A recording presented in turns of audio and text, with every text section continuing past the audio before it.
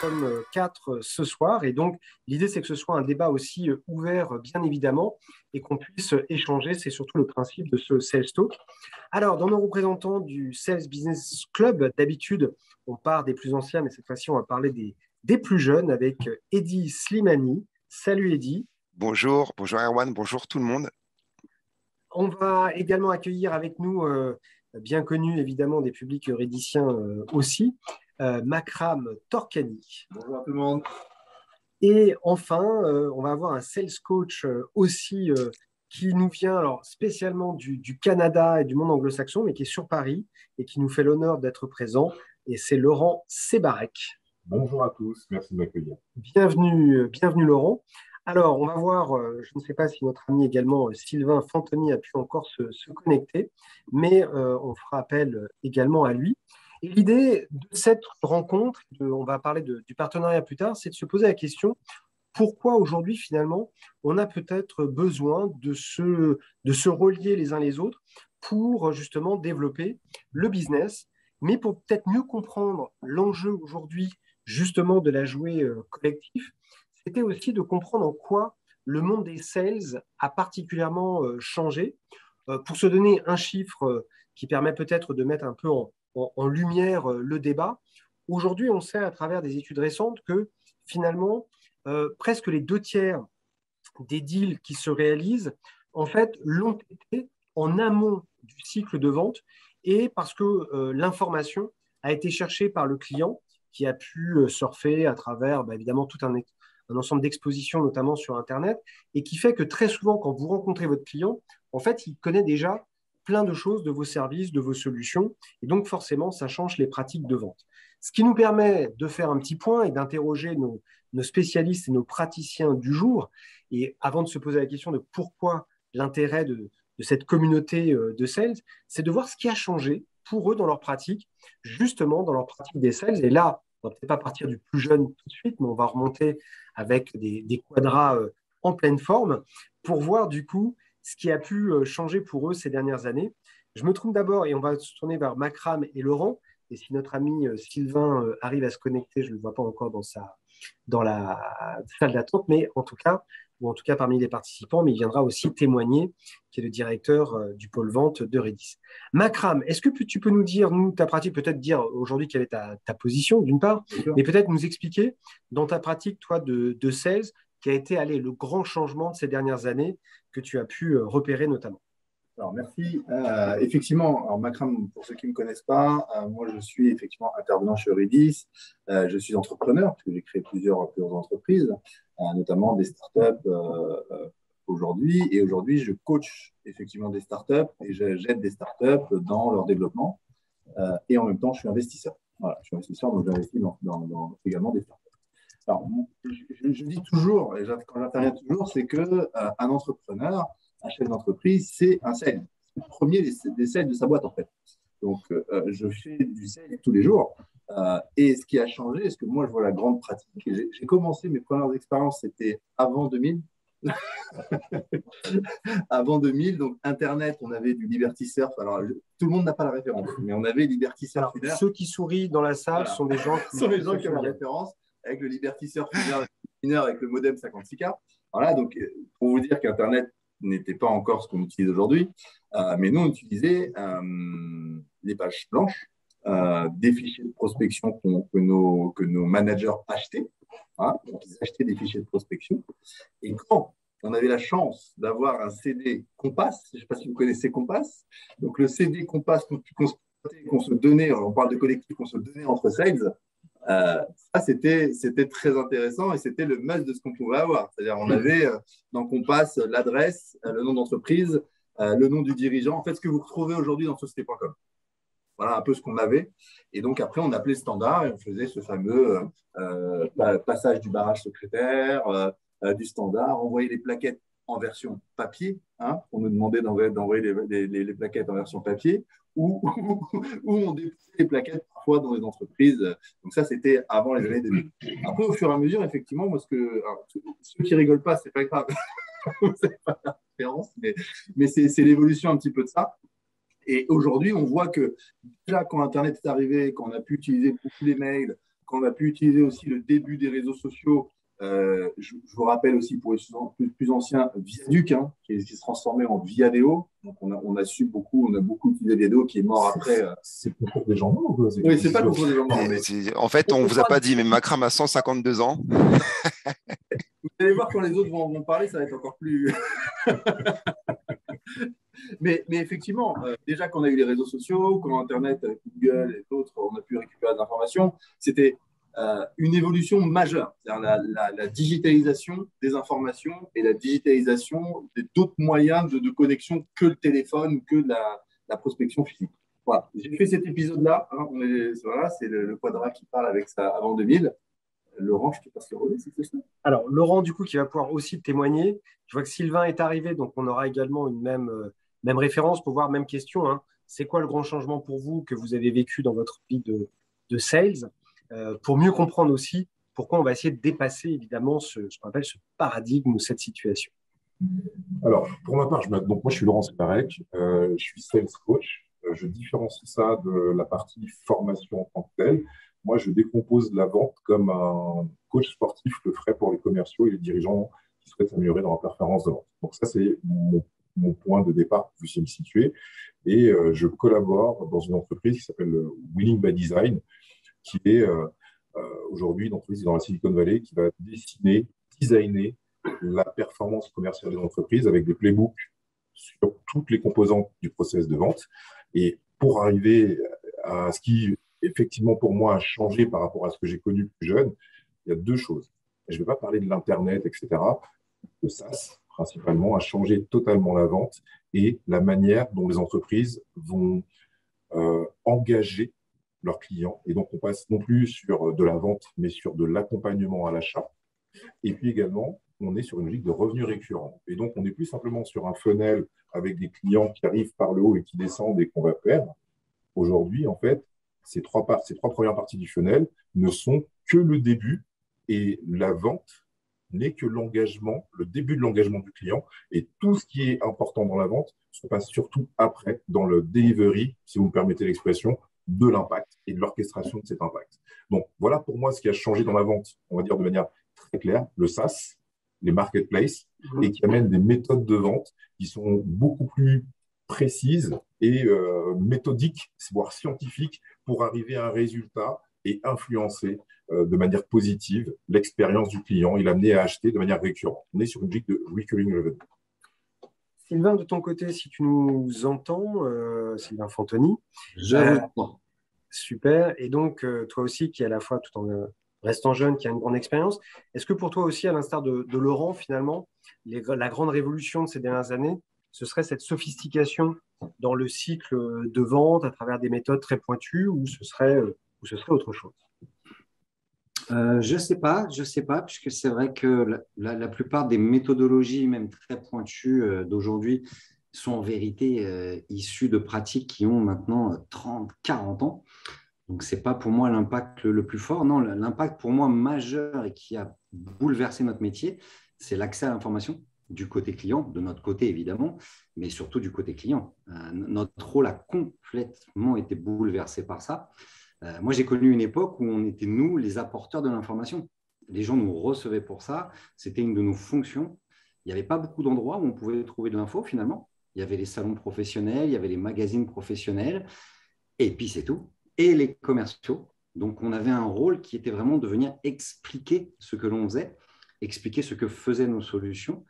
Et je crois que le plus gros changement, c'est que maintenant, on arrive en clientèle avec des gens qui connaissent en grande partie nos solutions, ce qu'on fait, ce que font les concurrents. Donc, l'enjeu maintenant, il a basculé de la conviction de « il faut acheter » à la différenciation de « il faut acheter chez moi ». Je pense que c'est ça, pour moi, en tout cas, l'impact le plus important de l'évolution de ces 10-15 dernières années.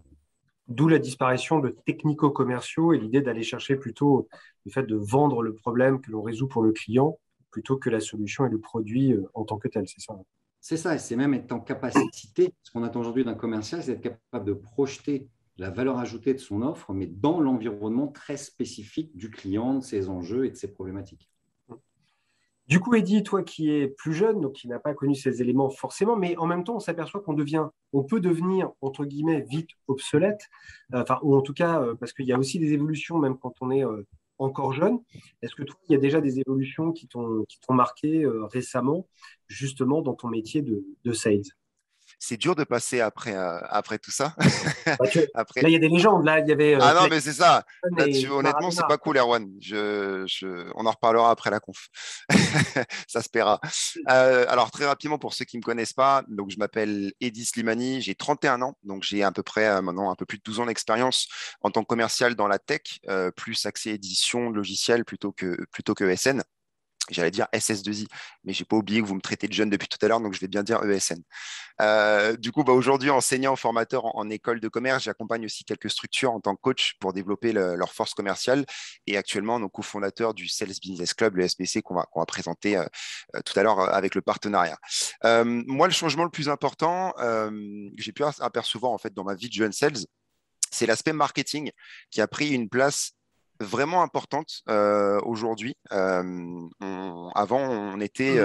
on avait un peu cette différence entre le service commercial et le service marketing, deux services qui étaient d'ailleurs un peu en compétition, un peu en concurrence, où voilà, il y avait un peu, il y avait voilà cette animosité de temps en temps. On n'a jamais trop compris pourquoi. Et en fait, je me suis aperçu que au final, le fait d'avoir un travail, une collaboration entre du coup ces deux départements, ce qu'on peut appeler aussi notamment donc le smart marketing, ça permet d'aller beaucoup plus loin dans la vente complexe, d'aller du coup signer des belles affaires et même d'ailleurs de réduire le cycle de vente. Et quand on parle notamment donc d'aspect marketing, on peut parler donc d'énormément de solutions de growth hacking qui a vu du coup le jour, on va dire ces dernières années, où on parle beaucoup de sales automation, on parle beaucoup du coup de scrapping de contacts, où le but ça va être de pouvoir au final hacker un maximum d'informations entre guillemets, hein, pour reprendre un peu le terme de growth hacking, d'aller prendre de l'information pour effectivement derrière signer un maximum d'affaires en un temps record. Et ce qui m'énerve en fait un petit peu dans tout ça, ça va être un petit peu, on va dire, voilà, enfin, le coup de gueule, c'est que j'ai 31 ans effectivement, mais j'ai toujours appris un peu avec l'ancienne école, avec la prospection. Il va falloir aller parler à ses clients, il faut aller chez eux. Plus tu vas rester chez eux et plus tu vas apprendre. Et j'ai l'impression qu'aujourd'hui, les jeunes commerciaux se prennent beaucoup trop au final cet aspect de gros hacking, l'utilisent peut-être un peu trop et au final utilisent beaucoup trop l'intelligence artificielle, utilisent beaucoup trop ces solutions avant même de pouvoir aller discuter un minimum avec les clients. Et c'est bien, aujourd'hui, on parle beaucoup d'être customer-centric, de pouvoir personnaliser un maximum ces échanges en étant du coup un maximum, voilà, en utilisant des actualités, des compelling events, etc. Et j'ai l'impression que ça se perd un tout petit peu en exploitant un peu trop du coup ce type de solution. Maintenant, il ne faut pas oublier que ce sont des solutions qui sont dans la complémentarité d'un commercial et qu'en les utilisant correctement, on arrive au final à faire des choses quand même plutôt incroyables et de top performer du coup dans les plus grosses structures. Alors, on revient à justement l'enjeu du soir, mais l'idée de te poser ce cadre au préalable était aussi de se dire que puisqu'il faut des commerciaux, des ingénieurs d'affaires d'un nouveau genre, l'idée c'est aussi que les pratiques, elles, soient relativement variées.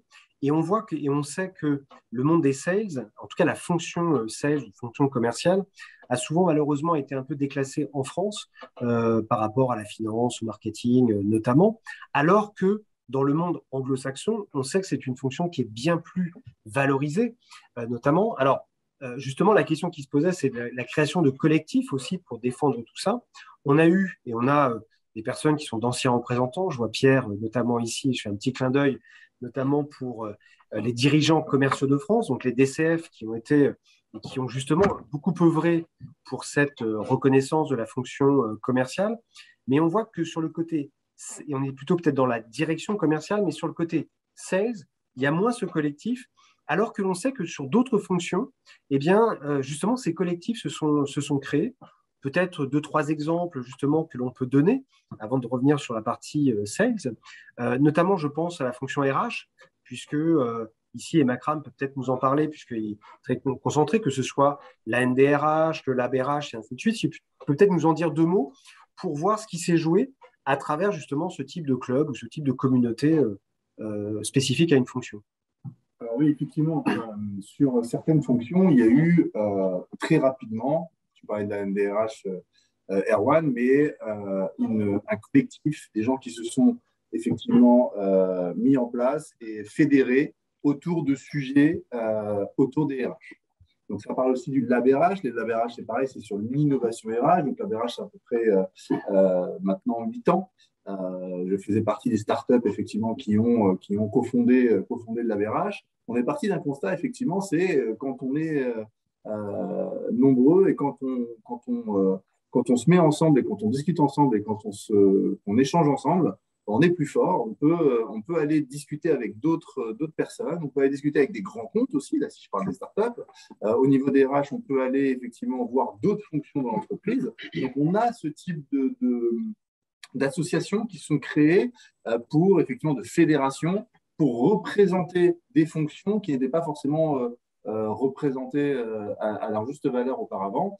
Je parle aussi de la DFCG, je vous parle un petit peu, c'est l'association des directeurs financiers et contrôleurs de gestion en France, qui est une association assez importante et qui a aussi un impact, puisque ça a un impact fort auprès d'autres fonctions et auprès aussi d'organisations. Et il y a souvent effectivement des échanges même entre clubs. Je pense à la NDRH, DFCG, la BRH avec du Microsoft, d'autres associations, où là, ils vont pouvoir effectivement échanger. Et c'est quelque chose qui a un impact fort parce que ça fait bouger les lignes dans pas mal d'endroits. Et c'est vrai que la fonction commerciale, on a moins, en tout cas, ce type de regroupement. En tout cas, c'est mon avis.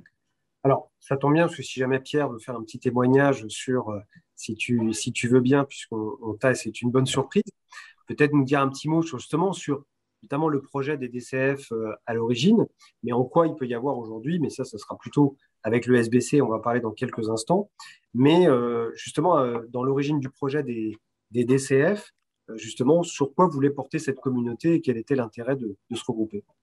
Alors, merci Erwan de me donner la parole. Je vais essayer de ne pas la monopoliser trop. Et bonsoir à tous. Alors, les dirigeants commerciaux de France font partie de ces fédérations métiers comme la DFCG, comme la NDRH, qui sont nées il y a longtemps, mais qui existent encore. Et elles existent encore avec trois vocations.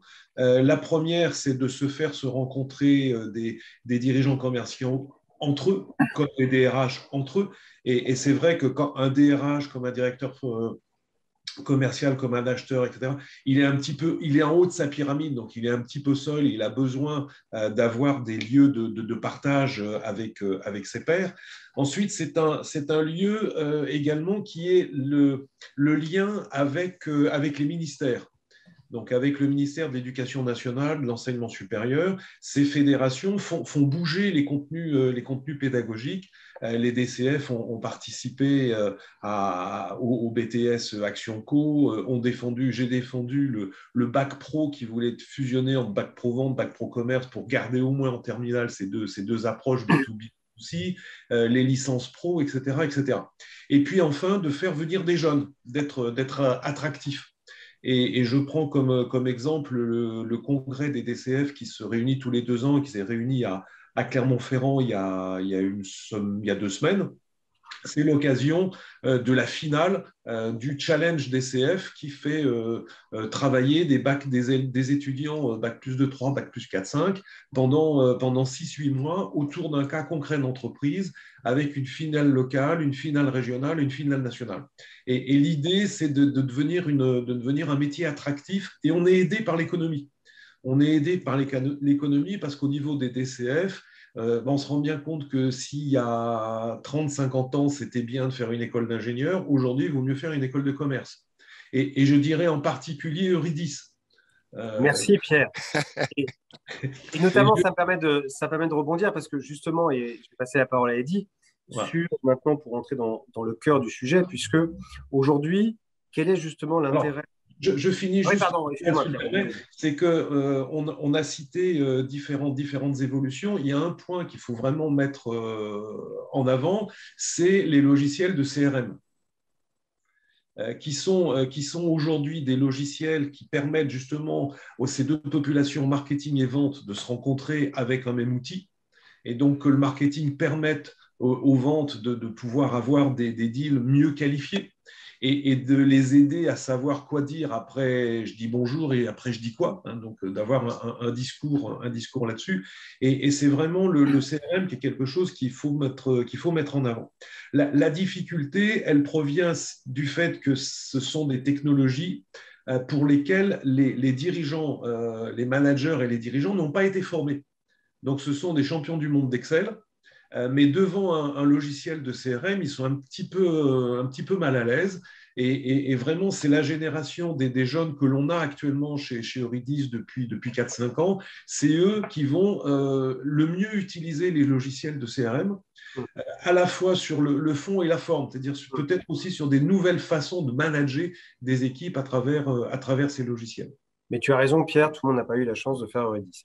Et donc, justement, puisque Eddy a eu aussi cette chance parmi d'autres, est-ce que tu peux nous dire, donc du coup, aujourd'hui, à la lumière de tout ça, Oui. eh bien, quel est le sens de créer une nouvelle communauté, sachant que Eurydice développe aussi des éléments justement pour fédérer cette communauté de sales, notamment dans le monde des techs. Et donc, du coup, par rapport au Sales Club, son positionnement, et on dirait chez Eurydice le why du coup de tout ça. Why. Alors, si tu peux peut-être me permettre, Erwan, avant de démarrer directement Ouais, sur le why, je voulais quand même dire qu'on était extrêmement heureux de pouvoir compter sur ce partenariat. Ça fait 3 mois que le Sales Business Club il existe pour former une grosse alliance avec tous les commerciaux de France. Pouvoir compter sur une référence aussi importante que Redis Business School, c'est clairement un game changer. Le fait de dire à chaque fois voilà, qu'à plusieurs on va plus loin, ça prend tout son sens au final. Et pour la petite histoire, et ça me semble primordial d'en toucher 2-3 mots, hein, Eurydice, c'est un peu notre école de cœur. C'est l'école qui nous a tellement appris, qui nous a fait aimer le métier de commercial et le détester aussi parfois. Petit pic à Sylvain Fantoni qui est juste là avec nous. Mais du coup, voilà, typiquement, voilà, Makram qui est ici présent et moi-même, on est 2 anciens élèves. Alors, moi, promotion 59. Makram, pour toi, c'était quoi? Je ne me souviens même plus. 17. Ouf, ok. Et du coup, ce qui est assez drôle, le plus amusant, c'est que Makram était mon enseignant et j'étais son élève et que Sylvain Fantoni, qui est du coup présent ici, était aussi mon enseignant. Et c'est même lui d'ailleurs qui m'a recruté. Donc, le fait de voir tous ces visages, etc., je trouve ça cool parce qu'au final, quelques années plus tard, nos chemins se recroisent, on collabore tous ensemble et on monte du coup le premier club des commerciaux de France avec donc notre école de cœur qui est Eurydice. Donc derrière tout ça, il nous semblait au final évident, normal de pouvoir signer le premier partenariat avec Eurydice et de répondre au final à un enjeu, c'est de pouvoir accompagner tous les commerciaux au final à se développer, à networker et à monter en puissance. Voilà. Donc, je vais juste en introduction rajouter ça avant de répondre au why. Voilà. Donc, le petit côté émotion est passé. Et Alors, donc, forcément. le temps que tu reprennes tes esprits, juste pour dire que n'hésitez pas à commencer. Je vois que dans le chat, ça commence un peu à interagir. Vous pourrez d'ailleurs ouvrir votre micro pour pouvoir poser vos questions, mais commencez à réfléchir, puisque le but après, c'est que ça puisse être interactif. Et merci. Alors, l'autre Sylvain, il y a un homonyme qui nous parlait justement de cette humilité du travail collectif, notamment. Je te redonne la parole, pardon, Eddy. Yes, je t'en prie, pas de souci. Donc, par rapport à tout ça, face à chaque enjeu, il y a forcément un constat, une problématique à laquelle il faut répondre. Et c'est un petit peu ce why de se dire, voilà, pourquoi on a décidé de créer le Sales Business Club, le premier club des commerciaux de France. La première raison, et je vais y répondre avec une petite anecdote, moi, sorti d'études, du coup, en M2, j'avais pour ambition de m'expatrier à Dublin. C'était un peu, à l'époque, toujours hein, d'ailleurs, un peu l'Eldorado pour les jeunes sales qui veulent améliorer leur anglais et puis en plus, du coup, rentrer dans des belles structures IT, mais que je ne connais pas du tout, où j'avais aucun contact, aucune expérience, je ne savais même pas comment aller chercher du travail, qu'est-ce que les entreprises attendaient de moi, quelles sont les difficultés lorsqu'on est expat, quelles sont les boîtes qui payent le plus, etc., etc. Et au final, j'ai eu une vraie difficulté, c'est que j'ai dû me débrouiller au final tout seul, du début à la fin. sans pouvoir compter sur un réseau ou sans pouvoir compter du coup sur certaines personnes qui auraient pu m'aider. Et quand j'ai essayé de trouver un petit peu d'aide, on me fermait les portes en me faisant de la rétention d'informations un peu dans tous les sens. C'est une période que j'ai extrêmement mal vécue. J'ai passé 4 mois après mon M2 au chômage avant du coup enfin d'être recruté chez PayPal à Dublin, dans l'entreprise dans laquelle où j'ai fait 1 an. Et je me suis donc 4 mois en fait où je me suis fait sortir, hein, d'une dizaine de structures pour X ou Y raison. Mais si j'avais eu beaucoup plus d'informations, si j'avais eu la possibilité d'avoir des contacts, de pouvoir un petit peu savoir comment ça se passe, etc., j'aurais gagné clairement beaucoup plus de temps et mon aventure d'expat aurait peut-être été un peu mieux vécue. Donc ça, c'est la première chose. On trouve qu'aujourd'hui, on se dit que on dit que c'est un métier de requin. C'est souvent vu au final très sur le côté un peu négatif. Et la seconde raison, je me suis aperçu qu'au final, il y a quand même énormément de communautés, de clubs, hein, qui prolifèrent un peu partout depuis beaucoup d'années sur énormément de filières, énormément du coup de verticales, de métiers, et excepté le nôtre. Nous, en fait, c'est comme si on n'existait pas, je trouve, hein, pour le coup. Je me suis posé des vraies questions et même de fausses affirmations, hein. Les fausses affirmations, c'était de se dire, c'est un peu un métier solo, on a un objectif à l'année, on doit se débrouiller tout seul et entre guillemets, moins tu partages et mieux tu te portes. Et je me suis rendu compte qu'au final, c'était tout l'inverse, qu'au final, plus on a de contacts, plus on arrive à networker, plus on arrive à échanger tous ensemble et au final, clairement, tout le monde est content. Ça me permet de pouvoir peut-être ouvrir un peu plus de portes. Ça va me permettre de trouver un CDI dans une belle structure en bénéficiant d'une cooptation. Je vais pouvoir me renseigner sur le poste à pourvoir d'une structure X ou Y si la base installée de clients a acheté énormément l'an dernier et s'il y a moyen de faire de belles commissions sur cette année-là, de partager des appels d'offres que j'ai reçus ou que certains membres ont reçus, mais qui ne concernent pas du tout leur vertical, leurs produits, le service, et pourquoi pas du coup le communiquer, ou même encore plus, d'y répondre ensemble, communément, à répondre du coup à cet appel d'offres afin d'avoir beaucoup plus de chances de le gagner. Donc, c'est vraiment une des raisons. La troisième raison, qui n'est pas des moindres, c'est que la plupart des clubs des commerciaux aujourd'hui existent donc, dans pas mal de pays anglophones, hein. Il y en a énormément aux US, du coup, notamment, et leur marketing est très axé sur des images luxueuses, ultra VIP, avec des bouteilles de champagne, des diamants, du golf, etc. Alors, je sais qu'il y a beaucoup de golfeurs ici, je ne tire sur personne, mais voilà, j'ai un peu gratté, j'ai investigué, et au final, il n'y a pas grand-chose derrière. Les cotisations, elles sont inabordables, et si tu ne gagnes pas au minimum 100 000 euros à l'année, du coup, au final, tu ne peux clairement pas rejoindre ce genre de club. Donc, vous l'avez compris, hein, on a clairement notre place dans ce game, hein, si je peux l'appeler ainsi. On a un rôle important à jouer. Et ce rôle, on ne peut pas le jouer tout seul. Parce qu'au final, c'est la communauté qui fera la différence. Donc voilà, ce que je pouvais dire un peu sur le pourquoi, le why de la création de ce club-là. Ça va nous permettre aussi de rentrer un petit peu dans le détail. Notamment, tu parlais de cooptation, de recommandations actives, et ainsi de suite. Aussi, d'ailleurs, ces talks, ils participent à travailler sur une veille, notamment, et d'échanger sur des sujets plus pointus. Est-ce que, messieurs, que ce soit Sylvain, Laurent, Makram et Eddy, bien sûr, vous avez eu notamment des types de deals que vous avez pu faire qui sont liés ou des exemples un peu concrets pour nos auditeurs ou spectateurs, qui montrent que ce collectif a pu jouer, en tout cas dans un partage d'informations. Laurent, peut-être? Dans l'avant-dernier deal que j'ai signé, pour un montant que je ne communiquerai pas pour des raisons de pas qu'on pense que je me raconte, donc je l'ai signé exclusivement par entraide et par réseau. C'est-à-dire qu'on m'a donné l'information qu'il y avait une demande et un besoin sur un sujet sur lequel j'ai des compétences. Et du coup, j'ai pu m'insérer dans ce dispositif, présenter, non pas présenter, mais montrer en quoi ma solution allait répondre aux impacts que cette société voulait. Et ça nous a permis de signer un très beau contrat et de lancer une activité en France sur l'accompagnement commercial des entreprises, et notamment avec une très, très belle start-up qui avait besoin de performance pour ses commerciaux. Et tout ça n'a pu se faire que par le réseau et par la force du collectif Et je rejoins Eddy. Moi, quand j'étais jeune, mon rêve absolu, c'était d'arrêter de faire des 100, 160 appels par jour et de dire bonjour, est-ce que vous avez un besoin? Mais plutôt de dire qu'on m'appelle et qu'on me dise Laurent, je sais que tu sais faire ça. Moi, je ne sais pas faire cette partie-là. Est-ce qu'on ne pourrait pas faire équipe pour arriver à répondre et faire en sorte que ça puisse aider un client?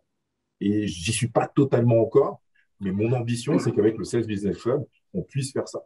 Et pas seulement pour des vieilles personnes comme moi, mais pour toutes les personnes qui veulent se développer commercialement.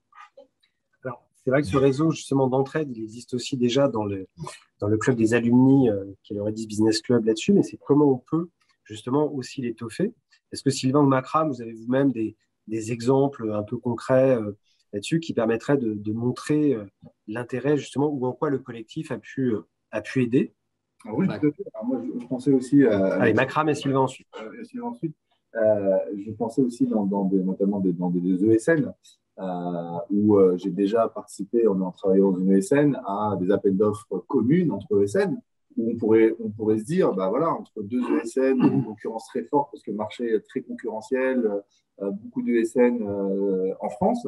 Et ben non, parfois, il est bon avec son réseau. C'était des directeurs commerciaux, c'était des gens qui travaillent ensemble sur certains sujets, où on a pu effectivement travailler sur des gros appels d'offres pour des gros clients de société du CAC 40 en répondant à des lots sur les appels d'offres avec différentes ESN qui ont travaillé chacun sur un lot et remporté des affaires.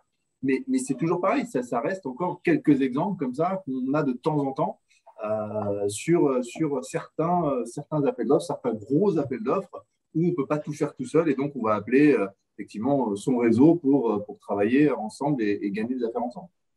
L'idée, c'est comment on passe du cas individuel un peu anecdotique à presque quelque chose de régulier. Sylvain, tu avais peut-être aussi des exemples en tête. Ça nous arrive régulièrement. Des consultants qui ont des expertises particulières, soit sur le marketing, soit sur autre chose, et qui nous font intervenir sur la partie vraiment sales. Moi, ça m'est même aussi arrivé de répondre à des appels d'offres, comme disait Makram, avec des concurrents, avec des gens qui sont pourtant a priori frontalement concurrents, mais qui avaient reconnu qu'on avait une expertise légèrement supérieure sur un sujet et qui ont eu l'intelligence de se dire bon, bah, autant y aller avec Eurydice pour qu'on ait des chances de gagner que de répondre tout seul et au final faire une réponse qui a assez peu de chances d'aboutir.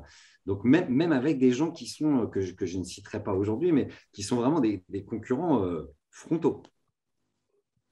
Alors, d'ailleurs, on verra que, je dis ça pour ceux, ça fait peut-être des vieux cours sur la théorie économique qui fait croire que seul dans la concurrence peut servir l'intérêt général. En fait, il y a ce qu'on appelle des jeux coopératifs qui permettent justement qu'il y ait du vrai win-win. Eddy, tu évoquais déjà des premiers résultats aussi du SBC, et peut-être à préciser un petit peu le format aussi des choses, mais je crois qu'il y a déjà aussi des premiers résultats au bout de 3 mois sur des choses qui ont pu être réalisées et mesurables. Complètement. On est extrêmement fiers en fait d'avoir des résultats au bout de 3 mois, parce que ça fait au final maintenant que 3 mois que le SBC a vu le jour. Et les résultats, au final, sont des résultats en termes, voilà, pour expliquer un petit peu en tout cas le business model du SBC, on met en place pas mal de conférences, pas mal de workshops qu'on appelle notamment aussi les apéros du SBC, où le but, c'est de travailler un peu tous ensemble sur un thème en particulier en essayant du coup de partager, même si c'est à distance. On a pour vocation aussi d'en monter forcément en présentiel avec un vrai mojito, avec un vrai mojito et une table et des sourires. Mais voilà, les résultats sont assez incroyables. On s'est fait un peu dépasser par les choses parce qu'on est extrêmement fiers de voir que grâce un peu à ce travail collectif, à se dire effectivement qu'on est tous unis, qu'on est dans la même famille, qu'on a une belle communauté et que le but, c'est tous avancer ensemble, on a eu la possibilité d'inviter donc des directeurs commerciaux de grosses structures comme SAP. On a eu des personnes de Google Montréal, Amazon, AWS Canada.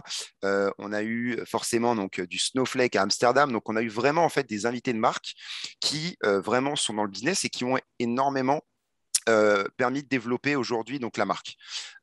Grâce à tout ça et grâce aux membres et à leur participation, typiquement, il y a aujourd'hui des membres qui sont en processus de recrutement chez Snowflake Amsterdam d'autres qui sont en processus de recrutement à SAP Barcelone.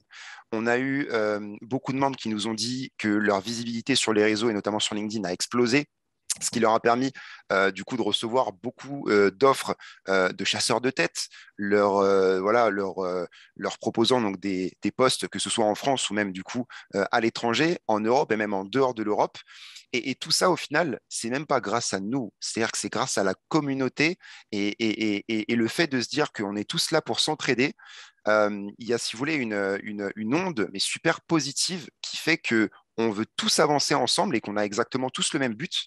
Et à partir du moment qu'on a tous le même but et qu'on veut tous atteindre le même objectif en sachant que tout seul, on n'y arrivera pas, ou en tout cas, on peut y arriver, mais on prendra beaucoup plus de temps, bah voilà, on a aujourd'hui des résultats où on reçoit beaucoup de messages, que ce soit sur LinkedIn ou par mail, et c'est top parce que le fait de voir qu'au bout de 3 mois, les résultats sont super satisfaisants, on se dit que dans les prochains mois, qu'est-ce que ça va être?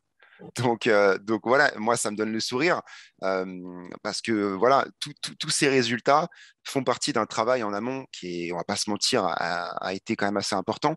Mais c'est pas du tout, en fait, c'est pas du tout grâce à nous, c'est vraiment grâce à la communauté. Alors, C'est vraiment important.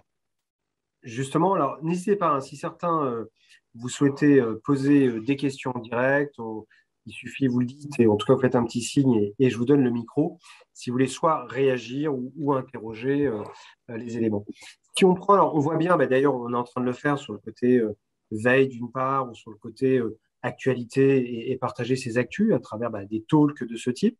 Si on parle plutôt recommandations actives ou si on parle mise en contact, comment ça peut se passer au-delà de laisser faire, on va dire, presque le club de lui-même, mais est-ce qu'il y a des choses un peu plus installées, justement, qui vont permettre ces mises en contact et sous quelle forme? Vous voulez que je réponde, Makram ou Laurent, si vous voulez prendre, si Vas-y, vous voulez vas-y. prendre. Alors, on y travaille énormément. Le networking, c'est quelque chose de primordial. On est en train de voir comment on peut proposer de plus en plus, parce que voilà, on a un peu de tout aujourd'hui dans la communauté. On a des étudiants qui sont en fin de cursus, donc en fin de master, qui vont vouloir forcément aller signer des CDI, enfin des CDI du coup dans des structures qui leur plaît plus que d'autres. Et c'est ça qui est cool, hein, c'est qu'aujourd'hui, un commercial a énormément de choix. On a vu qu'en France, on peut le dire, mais je crois que si je ne m'abuse, on recherche à peu près 300 à 350 000 commerciaux en France, ce qui est quand même assez incroyable. Et au final, on peut se dire qu'aujourd'hui, on a la chance de se dire que on a des opportunités dans tous les sens et on a simplement en fait à choisir, si on s'en donne les moyens, bien entendu, mais on a la possibilité du coup de choisir et de se dire, je vais plus aujourd'hui aller dans une startup plutôt qu'un grand compte et je vais plus aller du coup dans la tech ou dans un autre secteur d'activité. Par rapport à tout ça, il est clair que tous les membres du Sales Business Club qui voilà, permettent de faire vivre un peu cette communauté, qui sont présents à toutes les conférences, à tous les apéros, à tous les workshops, forcément, on ouvre le réseau à tout le monde. Et c'est ça qui est incroyable, c'est qu'au final, toutes ces personnes, on a eu typiquement, pour reprendre un peu, par exemple, on a eu Adèle Judy, qui est du coup responsable grand compte chez Google Cloud au Canada. Adèle du coup m'a appelé et m'a dit, Eddy, j'ai discuté avec pas mal des membres du SBC. Et beaucoup souhaitent du coup rejoindre l'aventure, souhaitent s'expatrier au Canada, essayer voilà, de rejoindre Google. Et dans ce cas-là, forcément, quand on parle de cooptation, Adèle, en tant qu'invité du SBC, en tant qu'invité de marque, a tout de suite su à qui il parlait parce que forcément, il a pu discuter avec ces personnes-là lors de cet apéro ou lors de cette conférence. Donc forcément, les choses se font beaucoup plus facilement. Il a pu parler avec eux et derrière, bah, la communication se fait vraiment voilà, le plus simple possible. Les CV sont envoyés et les cooptations se font. Et c'est ça au final. Juste avant, parce qu'il y a Ouais. Laurent qui, justement, qui connaît bien d'ailleurs cette zone géographique, qui apporte une précision. Juste une chose, Eddy, par rapport à tout ce que tu dis. Les invités que nous faisons venir, justement, comme tu le sous-entendais ou comme tu le disais très clairement, amènent cette capacité à faire en sorte qu'on raisonne. Si on parle du Canada, on a fait venir une personne qui s'appelle Dawn Williams, qui a créé sa structure de recrutement et qui est une des structures leaders pour le recrutement des commerciaux au Canada. Donc, ça veut dire que la personne qu'on a fait venir est globalement la personne qui place le plus de sales dans le monde de la vente à Montréal. Donc, le fait qu'elle ait parlé avec ces jeunes Français ou un peu moins jeunes qui vont arriver ou qui souhaitent s'expatrier, c'est déjà une première clé de réseau. La deuxième chose qu'on va faire dans notre objectif de faire grandir le club, c'est que certes, on a ce très beau et génial partenariat avec Eurydice, mais ça, c'est une première pierre pour aller ensuite vers les entreprises et ouvrir encore plus cette capacité pour nos abonnés, pour nos adhérents et surtout pour nos membres, en fait, parce que c'est une communauté, à avoir accès à des informations qui sont particulières, à des postes qui ne sont pas forcément ouverts de manière visible. Et donc, tout ça. C'est le second marché, du coup. Voilà. Donc, tout ça va concourir au fait qu'il y ait une capacité à entrer beaucoup plus facilement sur ce marché. Et tu parlais de l'offre. C'est intéressant de faire on va dire, peut-être un arrêt sur image. Il y a une offre énorme, une demande énorme pour les commerciaux, mais il faut rappeler aussi qu'il y a un taux d'échec énorme dans les quotas, dans l'achievement des quotas des commerciaux. Donc, ça veut dire que les commerciaux qui sont recrutés, ils doivent être très, très bons. C'est pour ça qu'Eurydice existe. Et nous, on n'a pas, alors je tiens à le préciser, on n'a pas volonté à devenir un organisme de formation, à se substituer. On est là pour continuer ce qu'on va appeler, il n'y a pas de old school, il n'y a pas de new school, il y a l'éternel school. Et en fait, c'est ce qui fait la différence aussi chez les commerciaux, c'est cette capacité à tout le temps apprendre. Et nous, on veut promouvoir l'intelligence collective et continuer à ouvrir des portes. Et c'est pour ça que ce partenariat, il a beaucoup de sens pour nous. Voilà, donc j'ai apporté juste. Je me permets, je rebondis sur ce que tu disais. Hier, on a fait effectivement de l'apéro, où c'est des workshops au niveau du SBC. Et justement, c'était sur comment on fait de manière opérationnelle pour traiter des objections. Et traiter des objections business quotidiennes. Et avec Eddy, effectivement, on a eu avec les membres, on a pu discuter vraiment concrètement, où justement, chacun a pu apporter sa pierre à l'édifice.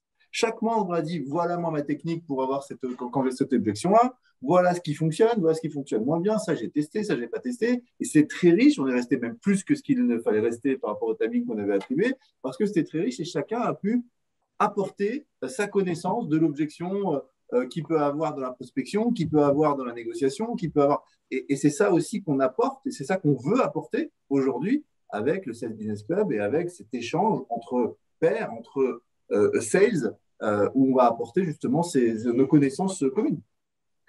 Alors, sachant que c'est aussi un des intérêts et qu'on a démarré, par exemple, avec Sylvain, un peu plus tard que la semaine dernière, sur justement des choses très opérationnelles, puisque on parlait par exemple des sales playbooks et de l'usage notamment, et même interroger cet usage en termes de management commercial par rapport à ça.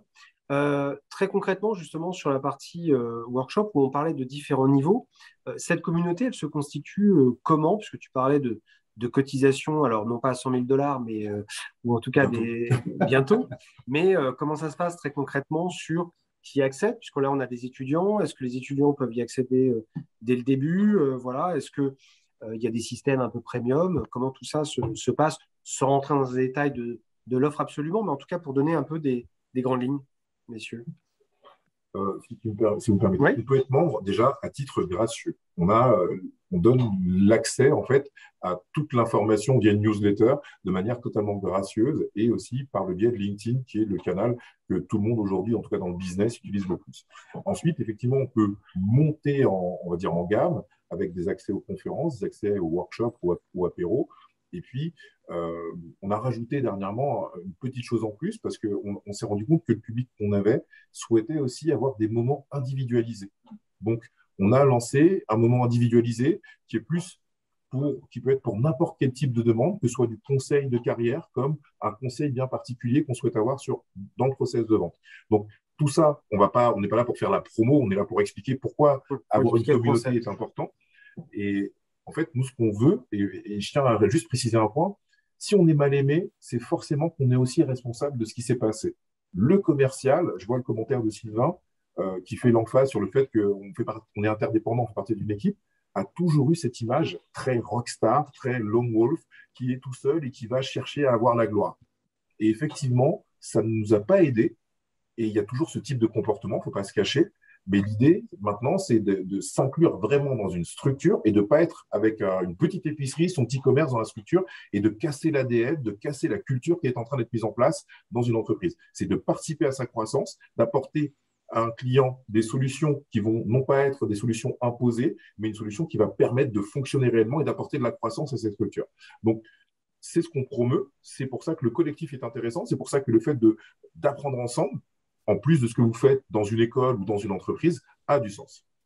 Est-ce qu'il y a, n'hésitez pas pour nos auditeurs, en tout cas, si vous, il y a aussi des attentes peut-être particulières, parce que l'interrogation, quand on se dit, tiens, je fais partie d'un collectif, peut-être qu'il y a des choses qui n'ont pas été pensées. Donc, en tout cas, n'hésitez pas, que ce soit dans le chat ou vous ouvrez votre micro, pour nous dire éventuellement s'il y a des attentes spécifiques que vous auriez par rapport à ça.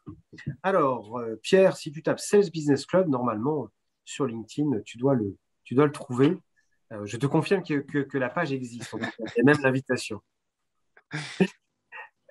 Là-dessus, est-ce que, Eddy, tu voulais peut-être rajouter quelque chose ou, sinon je pense qu'on a effectivement fait le tour, encore une fois. On l'a dit, le but, c'est pas du tout de promouvoir ce club. Le but, c'est de se dire que, encore une fois, on va la jouer collectif. On a eu beaucoup d'a priori pendant beaucoup d'années, et je pense que ça continue aussi un peu maintenant, du coup, sur ce métier qu'on fait. On est tous passionnés par ce métier. Il y a énormément de choses à dire. Il y a beaucoup de choses. Voilà, c'est un métier qui est devenu de plus en plus, voilà, enfin, technique. Il y a beaucoup de méthodologies. La vente a beaucoup évolué, et forcément, il y a certaines choses qu'on a peut-être, on a certaines informations qu'on a besoin d'avoir, on a besoin de se sentir rassuré. Et encore une fois, il y a même d'ailleurs certains, pour reprendre un peu par exemple l'expatriation, comment s'expatrier à la fin d'un cursus de M2, etc., ne sont pas des choses qu'on apprend forcément à l'école. C'est ça qui est aussi important à dire. Il y a effectivement la partie pure business, pure sales, où effectivement on donne de temps en temps pas mal un peu de coaching rapidement, quelques tips, quelques astuces, mais c'est surtout aussi l'accompagnement sur la suite, typiquement sur des sujets, même tendance aujourd'hui. On a fait une conférence qui parlait de la place de la femme dans le monde du coup de la vente, et on a pu effectivement même nous, hein, on a pu apprendre énormément de choses, énormément de barrières, de difficultés, de freins qu'on ne voyait pas forcément. Et voilà, et ça a été un débat tout au long. Et voilà, et c'est ça le but, c'est de pouvoir travailler sur des sujets afin de pouvoir un peu élever le débat et sortir tous grandis de cette communauté. Moi, j'aurais une question pour Sylvain Fantoni, mais je vais donner la parole d'abord à un autre Sylvain, mais je pose quand même la question à Sylvain Fantoni pour dire que, justement, dans le parcours de formation chez Euredis, comment on intègre cette notion de collectif, alors qu'on l'appelle peut-être, ça prend différentes formes, mais j'aimerais bien que tu puisses peut-être nous en parler. Mais avant ça, je voulais faire réagir Sylvain, donc l'homonyme, justement, qui avait peut-être une question. Et si Sylvain, vous pouvez prendre si vous voulez bien ouvrir votre micro pour poser votre question et peut-être même la préciser sur cette question d'inclusion. Oui, oui, oui, Sylvain à Lyon, là, j'interviens chez Euredis aussi. Non, je rebondissais juste sur la notion de collectif. En fait, quand on parle de collectif, qui est-ce que l'on met dedans? Oui, la notion de collectif, c'est effectivement tous les commerciaux, mais dans des stratégies d'inclusion, si on veut, je dirais, redorer, développer l'image, en tout cas la posture du commercial, l'élan aujourd'hui, c'est la RSE, c'est la responsabilité sociétale des entreprises. Dans les argumentaires des commerciaux, je pense que maintenant, il va devenir totalement impossible de se soustraire à traiter ce sujet-là. Et dans la globalité de la notion de RSE, je crois qu'il faut élargir la notion d'inclusion et pourquoi pas dans des clubs de vendeurs de manière ponctuelle ou récurrente, je ne sais pas, aller chercher d'autres profils justement pour décloisonner la fonction, élargir les sujets. Moi, j'ai une activité de coach aussi et je suis aussi commercial dans une grosse boîte française.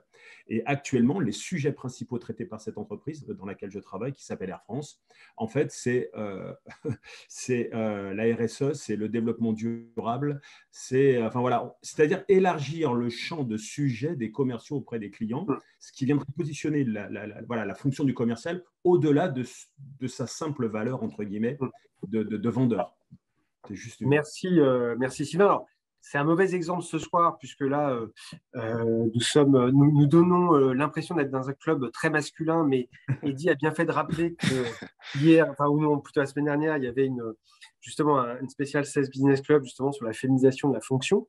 Et je crois qu'on refera aussi très certainement, parce que c'est un sujet qui va être durable. Alors, l'inclusion n'est pas que liée à la place des femmes, mais c'était pour le citer.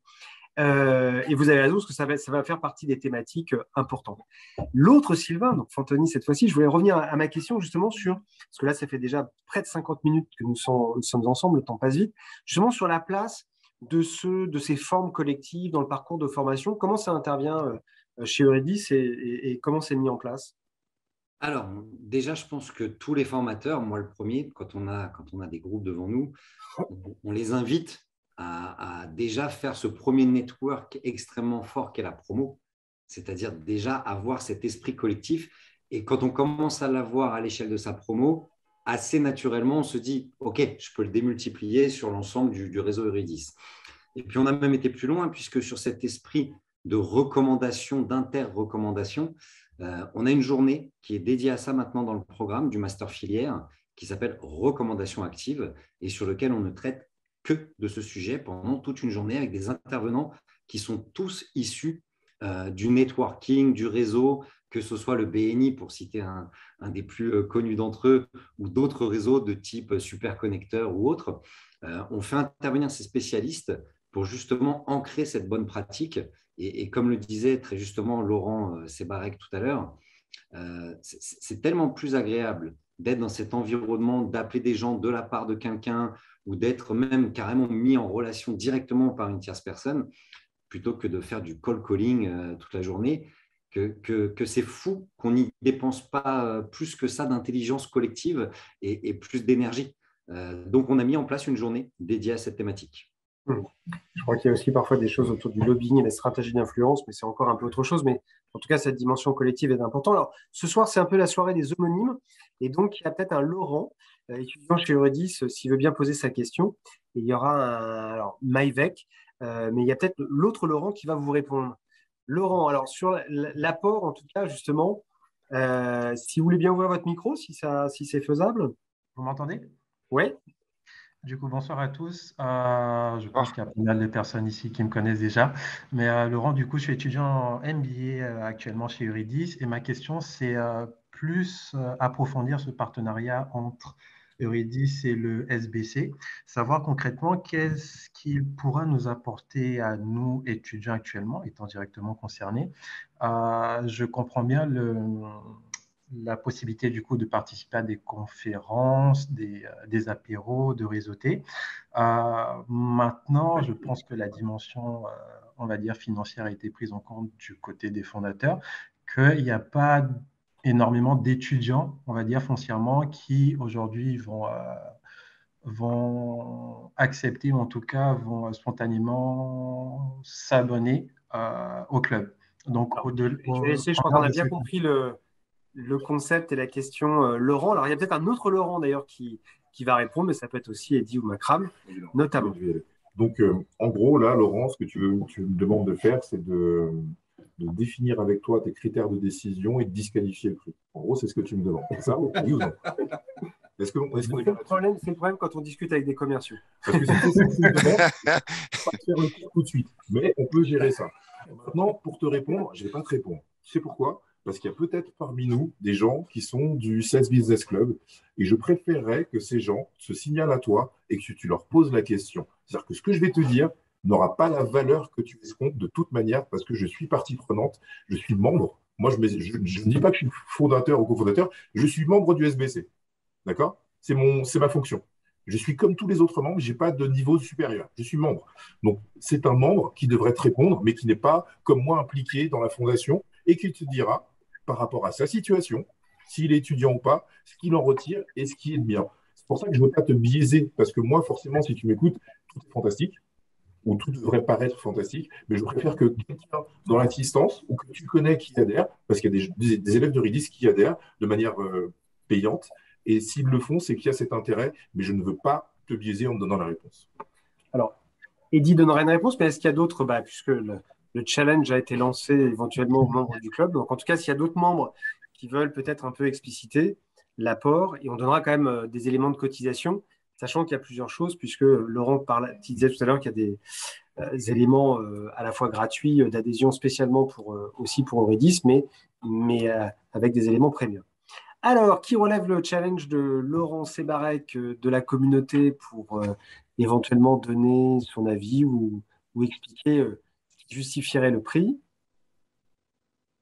Et juste, Laurent, tu sais que le prix, déjà... En parenthèse, ce n'est pas la justification du prix, en guillemets, mais vraiment l'apport d'une perspective étudiante. Alors, on n'a peut-être pas là. Alors, juste Ouais, une chose, vas-y. peut-être. En fait, Laurent, je suis peut-être dans l'assistance le seul qui n'est pas euridicien. Mais pur jus. C'est-à-dire que je ne connais pas Eurydice, je connais Sylvain et Erwan un petit peu, je connais très bien Macram, mais je n'ai pas étudié Eurydice. J'ai essayé, Sylvain peut en attester, mais je n'ai pas étudié Eurydice, je n'ai pas suivi de formation Eurydice, ni formation continue, ni quoi que ce soit. Et c'est la première fois que je viens dans les locaux. Donc, la première chose que tu vas trouver dans le Sales Business Club, c'est une forme de diversité que je représente. Et quand je dis diversité, ça ne va pas lui égard à ce que je suis, mais je n'ai pas du tout le format Eurydice. D'accord? Je ne parle pas comme un euridicien, je ne suis pas un euridicien, ce qui amène des choses déjà différentes. Ensuite, ce que les personnes qui apprécient dans le Sales Business Club, c'est en général, on prévoit des conférences qui vont durer 1 heure, qui vont durer pour l'apéro 1/2 heure. Tu leur demanderas combien de temps ça dure réellement et comment, dans ce club, ils ont la possibilité de parler librement, de prendre le micro et d'interpeller un directeur commercial de chez Oracle, une jeune femme qui a cofondé une startup rachetée par HelloWork et qui lance un incubateur dédié à l'Afrique. C'est-à-dire que dans ce club, tu vas parler à des gens à qui tu ne parlerais pas normalement. Et donc ça, c'est un premier élément de réponse. Et je pourrais t'égrener énormément de choses comme ça. Mais l'élément principal que je veux que tu retiennes, Laurent, c'est que tu me parleras. Non, je plaisante. En tout cas, je viens d'envoyer l'invitation sur LinkedIn que tu as déjà répondu, donc on va beaucoup parler. Je suis au taquet, Laurent, je suis au taquet. Alors, que ce soit Eddy ou Macram ou d'autres formes d'apport en tout cas, et puis peut-être répondre quand même à Nielsen, puisqu'il faut être quand même assez concret sur le montant éventuellement d'une cotisation, ou en tout cas ce qu'il y a comme type de service également associé. Complètement. Ouais. Alors, je vais répondre à ça. C'est assez important. On est là effectivement donc, pour donner donc les montants des cotisations, des participations. Comme le disait tout à l'heure Laurent à juste titre, on a plusieurs formes d'abonnement. Le premier, c'est effectivement donc ce qu'on appelle le bronze, où c'est complètement gratuit, c'est-à-dire que vous avez accès à un grand nombre d'informations tous les mois et notamment accès à une newsletter sur notamment donc des sujets très business avec des chiffres, avec des actualités, etc., afin de pouvoir un peu élever le débat. Ça, c'est cool. Si tu me permets, Eddy, pour être Ouais. aussi, puisqu'on parlait d'apport, on voit par exemple que pour les étudiants, mais là, étudiants actuels, souvent vous avez, si je prends, alors je parle un peu technique, mais par exemple un bloc 1 sur des actualités digitales, ou on vous demande souvent de maîtriser l'actualité sales au sens large, et le fait de suivre, que ce soit ces talks d'un côté ou les newsletters, bah, ça vous mâche un peu le travail, justement, de veille, de culture générale sur le secteur, et ça, c'est déjà un apport très concret pour votre parcours. Merci Erwan de le souligner. Ensuite, on a la partie où on commence à avoir une cotisation payante, donc la partie silver, où là, donc, le prix est de 25 € mensuel. Avec 25 € mensuels, donc, tu as accès à une grande conférence avec un invité de marque ou même plusieurs invités. Hein. On a déjà fait plusieurs conférences avec 2-3 invités sur un sujet du coup d'actualité, un sujet aussi business, en tout cas un sujet qui parle à nos membres. Et on est beaucoup à l'écoute de nos membres. Hein. C'est ça qui est important. Aujourd'hui, si nos membres décident typiquement de pouvoir, je ne sais pas, parler de la réponse aux objections en phase de négociation face à un directeur administratif et financier, typiquement, on va peut-être essayer d'inviter un C-level et un DAF pour pouvoir qui puissent nous expliquer tout ça. Et le but, c'est que le modèle est 30 minutes. Bon, on le dépasse souvent, hein, et on n'est pas sur de l'information descendante. Pendant 30 minutes, on interviewe donc notre invité, et pendant 30 minutes, on laisse la place à tous nos membres pour qu'ils puissent échanger avec cet invité. Et ça, c'est vraiment cool. Et c'est ce qui est vraiment apprécié. De l'autre côté, on a un apéro, donc l'apéro du SBC sur une thématique bien particulière où là, du coup, on met vraiment les mains dans le cambouis et on travaille tous ensemble autour de cette thématique pour lever certains freins, lever certaines difficultés, certaines barrières. Donc ça, au final, ce que disait Laurent, hein, on est tellement passionné, on va tellement au fond des choses qu'on ne respecte jamais les 30 minutes et on dépasse souvent à 1 heure. Et de l'autre côté, on a du coup le service Gold qui est à 35 € mensuel, où forcément, tu as accès à tous les features et toutes les fonctionnalités que je viens de te donner à l'instant, plus une session de coaching en one-to-one où on va pouvoir t'accompagner sur un sujet sur lequel, qui tient à cœur. Voilà, donc au final, on a vraiment trois grandes catégories. On a décidé au final de mettre cette cotisation en place parce que, je vais reprendre un peu la phrase que Makram aime bien, mais quand c'est gratuit, c'est toi le produit. Et au final, il y a quand même un peu de travail derrière tout ça. On prend beaucoup de temps et on invite beaucoup d'invités, il y a beaucoup de choses et forcément, ça nous paraît normal qu'il y ait derrière une participation. Voilà. Ça marche. Alors, il y avait des éléments de réponse. Alors, je rappelle que ça fait déjà 1 heure que nous sommes ensemble, chers amis. Alors, tout à fait. On déborde aussi dans les Sales Talk by Eurydice. Alors, certains... On avait une question, il me semble, Erwan, je crois que c'était Mivek ou Maivek, pardon, je ne sais pas si je... Ouais. Qui avait une question. Ouais, exactement. Si tu peux... Oui, vous m'entendez? Ouais, on t'entend parfaitement. Oui, bonjour à tous, Euridicien, promotion 224, master à Eurydice Paris. J'avais une question, mais elle a été un peu répondue. Juste que j'ai repris en cours, je n'ai pas suivi depuis le début. Donc, sur le Sales Club, j'ai commencé à suivre depuis, ça fait 2 semaines, je pense déjà, avant qu'on puisse faire la conférence. Ma question, c'était juste, tout à l'heure, j'ai entendu, je ne sais plus qui parlait, qui disait que c'est beaucoup, que la connexion, le fait de pouvoir mettre en relation, la mise en relation était beaucoup plus importante que de la prospection. Voilà, je crois que c'était ça. Je paraphrase un peu, mais ma question était de savoir pour les débutants, comme nous sommes débutants, des vendeurs débutants, en gros, on est obligé de passer par la phase prospection. Je veux dire, la phase prospection, c'est une phase obligatoire en tant que débutant. Ce n'est pas le fait d'adhérer, par exemple, au Sales Business Club. Ce n'est pas automatique, en fait, qu'on a la relation. Ce n'est pas automatique, la mise en relation. Il y a 2 personnes, mais peut-être Sylvain aussi va pouvoir vous répondre parce que c'est lui tout à l'heure qui évoquait le gain. L'un n'empêche pas l'autre, vous allez voir, ce n'est pas une substitution, mais c'est une optimisation. Peut-être, Sylvain, si tu peux préciser. C'est ça, Maëvec. Je pense qu'effectivement, de toute façon, notre métier, c'était une vue de l'esprit de dire qu'on aimerait bien n'avoir que des appels de gens qui nous disent « Hey, on m'a dit de t'appeler ». Ce n'est pas ça la réalité, tu l'as bien compris. Il y aura toujours ta prospection à toi. Même beaucoup d'années après avoir débuté, on continue à faire de la prospection. Donc, ça reste l'outil majeur de développement de son business. On n'est pas en train de dire autre chose. Simplement, effectivement, Maëvec, dès le début, là, tu es chez Eurydice et tu peux déjà, si tu tisses des liens, étape 1 dans ta promo, réaliser qu'en fait, certains de tes camarades sont en contact avec des gens que tu adorerais rencontrer. Ils ont peut-être, eux, déjà un bon relationnel. Et pour peu que vous ne soyez pas concurrents et que tu aies une offre qui soit reconnue sérieuse et que toi, tu sois reconnu comme étant fiable par tes camarades, ça peut déjà commencer à t'apporter du business. Et on le sait, il y a un enjeu quand on est en alternance, c'est les quick wins, c'est de signer rapidement et d'avoir l'opportunité de réaliser des affaires pendant votre alternance. Et je pense que c'est vraiment totalement complémentaire. Mais en tout cas, clairement, ça ne remplacera pas la prospection. Sylvain, je me permets, je rebondis par rapport à ça. Le réseau, et je ne fais que de le dire à tous ceux qui veulent l'entendre, aussi bien étudiants que clients, etc., c'est que le réseau, ça se construit, comme tu le disais, dès le début. C'est-à-dire la promotion. Je vous donne un exemple d'Eurydicien, justement, d'expérience, c'est que j'étais de la promotion IC17, donc qui date d'il y a 20 ans. On a été diplômés il y a 20 ans. Aujourd'hui encore, je travaille avec des IC17, 20 ans après. Donc, on a travaillé ensemble rapidement, avec notre promotion, en échangeant des contacts, en échangeant des types, etc. Mais aujourd'hui encore, et j'insiste sur aujourd'hui encore, 20 ans après, j'ai des camarades de promo qui ont donné des amis avec qui on travaille ensemble et on fait du business ensemble. Donc, la notion de réseau, elle est super importante.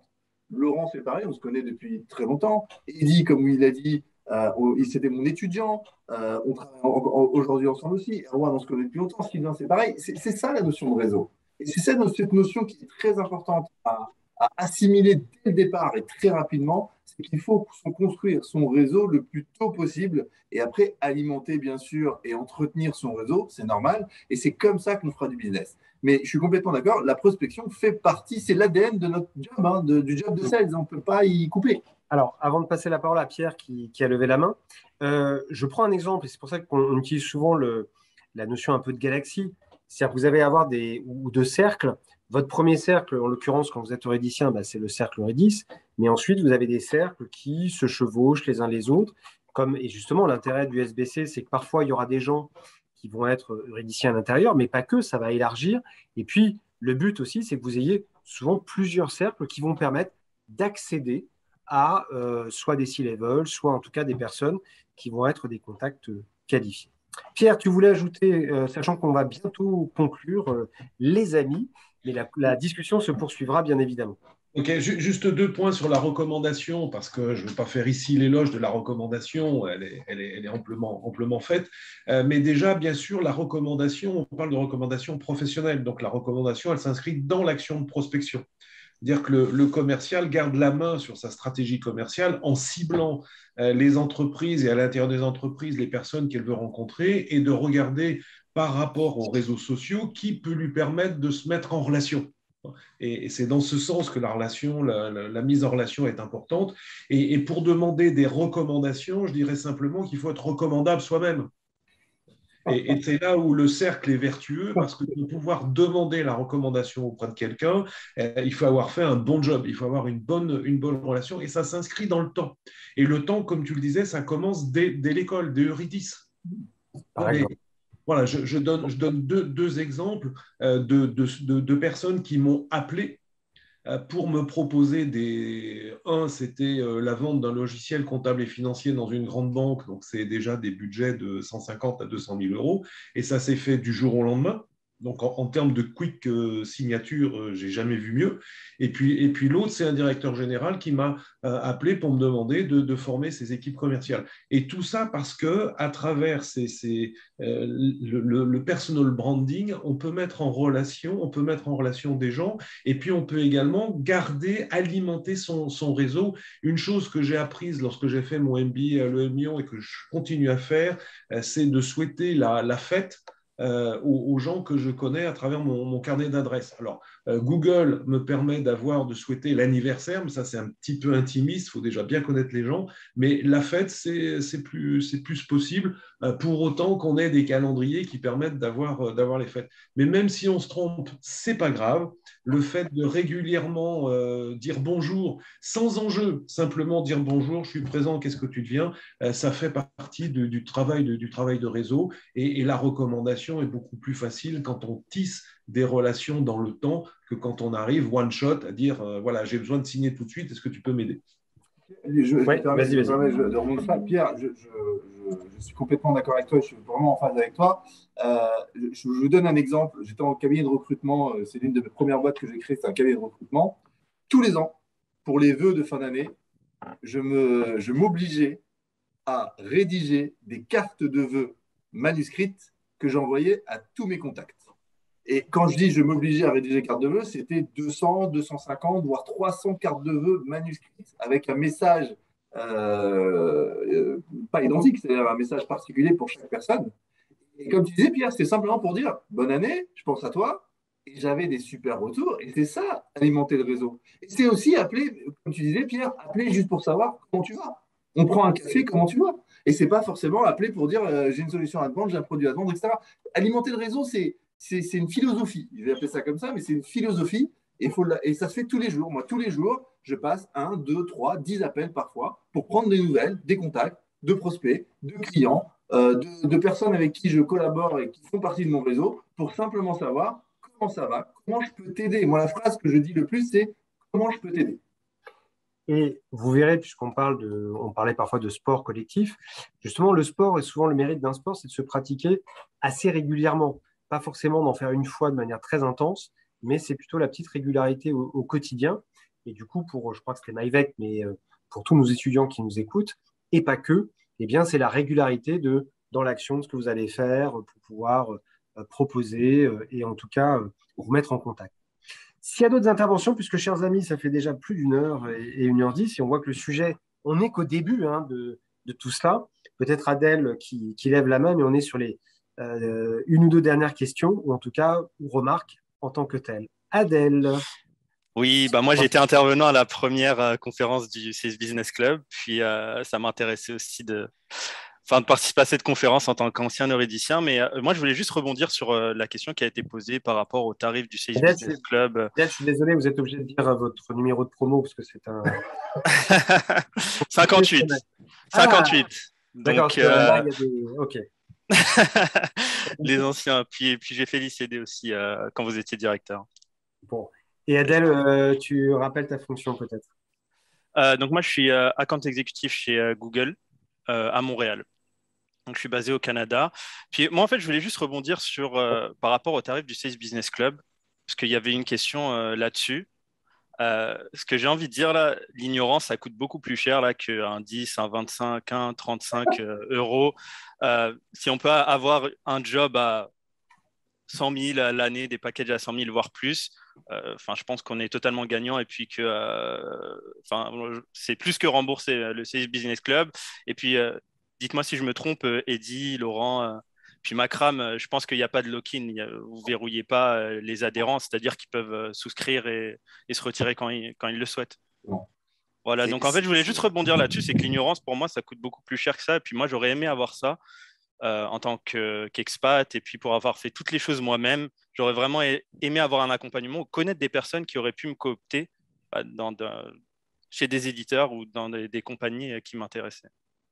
Voilà, c'est juste le petit. Merci Adèle, super pour cette dernière, pas tout à fait la dernière, mais en tout cas intervention. En tout cas, le débat va se poursuivre, c'est sûr. C'était qu'une première brique, un premier élément de rencontre. Et puis sur les prochaines, quand on fera, alors parfois il y aura les conférences du SBC ou les apéros autonomes. Et puis parfois on se reliera ensemble aussi pour partager, mais sur des sujets pointus justement. Et le but, ce sera de vous apporter bien, voilà, du partage d'expérience et de répondre peut-être ou de vous coacher en la matière. En tout cas, chers amis, que ce soit Eddy, Makram, Laurent, Sylvain et tous ceux qui sont intervenus, grand merci à tous. Alors, les joies de la technologie, je ne vous demande pas tout à fait, mais sauf que nous étions les uns à côté des autres. Alors, encore la méga webcam, je fais ça un petit peu, voilà. Hop. Bon, bref, voilà, c'était un petit élément penché. Merci à tous. Portez-vous bien et puis à très bientôt à la fois, Merci. Que ce soit au CELS ou chez Euridis. Merci beaucoup. À très, très bientôt. Merci Erwan. Merci tout le monde.